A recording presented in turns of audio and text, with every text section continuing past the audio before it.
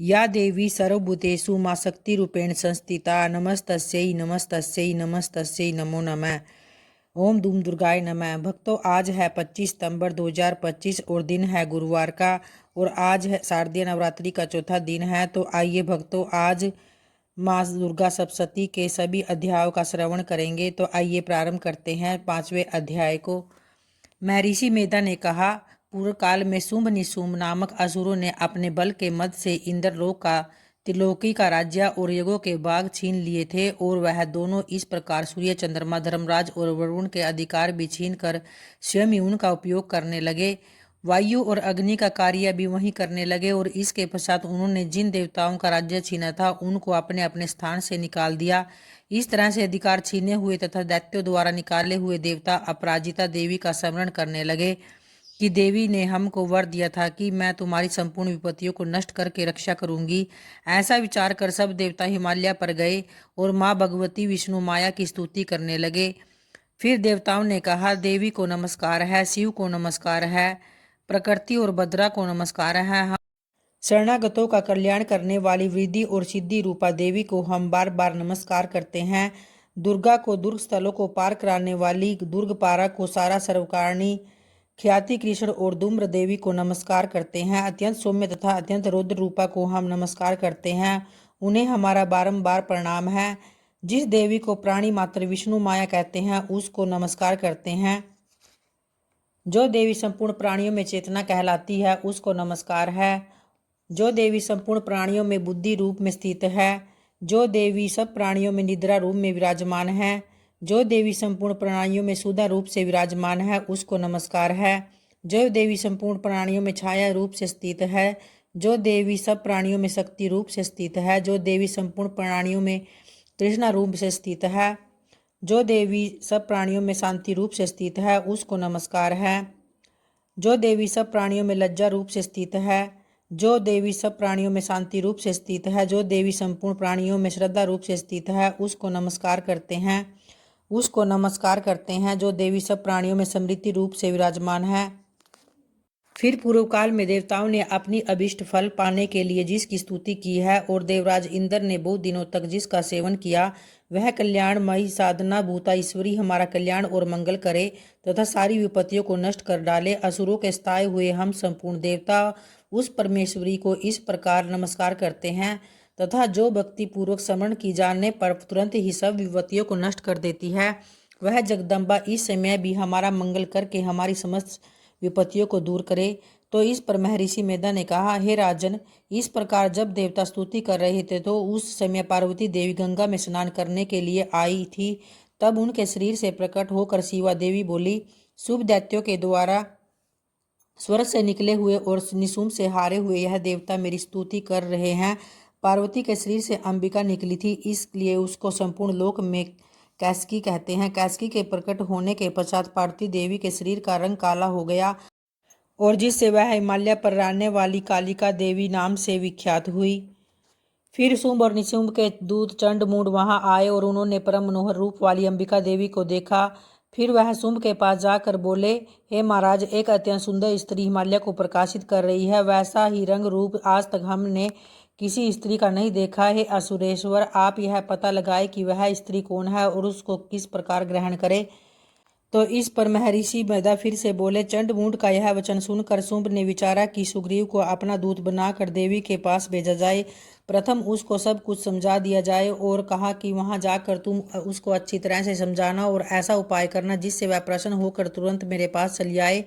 भली प्रकार समझा कर कहना। दूत सुग्रीव पर्वत के उस रमणीय भाग में पहुंचा जहां देवी रहती थी। दूत ने कहा, हे देवी, दैत्यों का राजा शुंभ जो इस समय तीनों लोकों का स्वामी है, मैं उसका दूत हूँ और यहाँ तुम्हारे पास आया हूँ। संपूर्ण देवता उसकी आज्ञा एक स्वर से मानते हैं। अब जो कुछ उसने संदेश भेजा है वह सुनो। उसने कहा है कि इस समय संपूर्ण त्रिलोकी मेरे वश में है और संपूर्ण यज्ञों के भाग को पृथक पृथक मैं ही लेता हूँ और तीनों लोगों में जितने श्रेष्ठ रत्न है वह सब मेरे पास हैं। जो भी रत्न भूषण पदार्थ देवताओं के पास थे वह सब मेरे हैं। हे देवी, मैं तुम्हें संसार की स्त्रियों में रत्न मानता हूँ क्योंकि रत्नों का उपभोग करने वाला मैं ही हूँ। तो इसके बाद ऐसा कहने पर संपूर्ण जगत का कल्याण करने वाली भगवती माँ दुर्गा मन में मुस्काई और इस प्रकार कहने लगी, हे दूत, तू जो कह रहा है वह सत्य है और इसमें किंचित मात्र भी झूठ नहीं है। शुंभ इस समय तीनों लोकों का स्वामी है और निशुंभ भी उसी की तरह पराक्रमी है, किंतु इसके संबंध में मैं जो प्रतिज्ञा कर चुकी हूँ उसे मैं कभी झुठला नहीं सकती। अतः तू मैंने जो प्रतिज्ञा की है उसे सुन। जो मुझे युद्ध में जीत लेगा और मेरे अभिमान को खंडित करेगा तथा बल में मेरे समान होगा वही मेरा स्वामी होगा। इसलिए शुंभ अथवा महापराक्रमी निशुंभ यहाँ आवे और युद्ध में जीत कर मुझसे विवाह कर ले। इसलिए मेरी बात मान लो। देवी ने कहा, जो कुछ तुमने कहा ठीक है। शुंभ और निशुंभ बड़े बलवान हैं, लेकिन मैं क्या कर सकती हूँ, क्योंकि मैं बिना विचारे प्रतिज्ञा कर चुकी हूँ। इसलिए तुम जाओ और मैंने जो कुछ कहा है वह सब आदरपूर्वक असुरेंद्र से कह दो। इसके पश्चात जो वह उचित समझे उसे करें। तो इस तरह से भक्तों माँ दुर्गा सप्तशती का 5वां अध्याय पूर्ण होता है। आइए अब छठा 7वां अध्याय प्रारंभ करते हैं।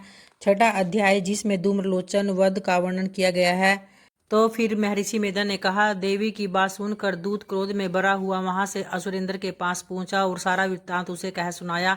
दूत की बात सुनकर असुरेंद्र के क्रोध का पारावर न रहा और उसने अपने सेनापति धूम्रलोचन से कहा, धूम्रलोचन, तुम अपनी सेना सहित शीघ्र वहां जाओ और उस दुष्टा के केशों को पकड़कर उसे घसीटते हुए यहाँ ले आना। यदि उसकी रक्षा के लिए कोई दूसरा खड़ा हुआ है तो चाहे वह देवता, यक्ष अथवा गंधर्व ही क्यों न है, उसको तुम अवश्य मार डालना।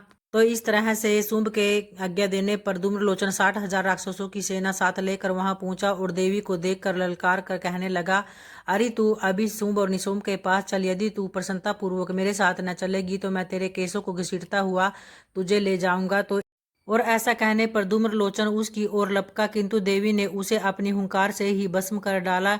यह देखकर असुर सेना क्रुद्ध होकर देवी की ओर बढ़ी और देवी ने कई असुरों की भुजाएं और सिर तोड़ डाले और गर्दन के बालों को हिलाते हुए उसने कई असुरों को पकड़कर उनके पेट फाड़कर उनका रक्त पी डाला। और आइए भक्तों अब 7वें अध्याय को प्रारंभ करते हैं, जिसमें चंड और मुंड के वध का वर्णन किया गया है। महर्षि मेधा कहते हैं, दैत्यराज की आज्ञा पाकर जब चंड और मुंड चतुरंगी सेना को साथ लेकर हथियार उठाए हुए देवी से लड़ने के लिए तैयार हुए तो हिमालय पर्वत पर पहुंचकर उन्होंने मुस्कुराती हुई देवी को सिंह पर बैठे हुए देखा। जब असुर उनको पकड़ने के लिए तलवारें लेकर उनकी ओर बढ़े तब अंबिका को उन पर बड़ा क्रोध आया और उसने मारे क्रोध के उनका मुख लाल पड़ गया, उनकी भ्रुकुटियां चढ़ गई और उनके ललाट में से अत्यंत भयंकर तथा अत्यंत विस्तृत मुख वाली लाल आंखों वाली काली प्रकट हुई, जो कि अपने हाथों में तलवार और पास लिए हुए थी। वह विचित्र खड्ग धारण किए हुए थी तथा और भयंकर शब्द से दिशाओं को पूर्ण कर रही थी। वह असुर सेना पर टूट पड़ी और दैत्यों को भक्षण करने लगी। वह अंकुशाधारी महावतों हाथियों पर सवार योद्धाओं और घंटा सहित हाथियों को एक हाथ से पकड़ पकड़ कर अपने मुंह में डाल रही थी और इसी प्रकार वह घोड़ों, रथों, सारथियों व रथों में बैठे हुए सैनिकों को मुंह में डालकर भयानक रूप से चबा रही थी। किसी के केस पकड़कर, किसी की गर्दन पकड़कर, किसी को पैरों से दबाकर और किसी को दैत्य को छाती से मसल कर मार रही थी। और फिर उसने तलवार लेकर शब्द कहकर चंड के ऊपर आक्रमण किया और उसके केस पकड़कर उसका सिर काटकर अलग कर दिया। चंड को मरा देखकर मुंड देवी की ओर लपका, परंतु देवी ने क्रोध में भरे उसे भी अपनी तलवार से यमलोक पहुंचा दिया। चंड और मुंड को मरा देखकर उसकी बाकी बची हुई सेना वहां से भाग गई। इसके पश्चात काली चंड और मुंड के कटे हुए सिरों को लेकर चंडिका के पास गई और प्रचंड अट्टहास के कारण कहने लगी, हे देवी, चंड और मुंड 2 महादैत्यों को मार तुम्हारी भेंट कर दिया है। अब शुंभ और निशुंभ का तुमको स्वयं वध करना है। तो इस पर महर्षि मेधा कहते हैं, वहां लाए हुए चंड और मुंड के सिरों को देखकर कल्याणमयी चंडी ने काली से मधुर वाणी में कहा, हे देवी, तुम चूंकि चंड और मुंड को मेरे पास लेकर आई हो अतः संसार में चामुंडा के नाम से तुम्हारी ख्याति होगी। तो इस तरह से भक्तों हमने दुर्गा सप्तशती के 5वें, 6ठे और 7वें अध्याय को इस वीडियो में श्रवण किया। तो अगली वीडियो में हम इसके 8वें अध्याय का श्रवण करेंगे। तो आगे भी इस वीडियो को जरूर देखना। ओम देवी चंडिकाय नमः।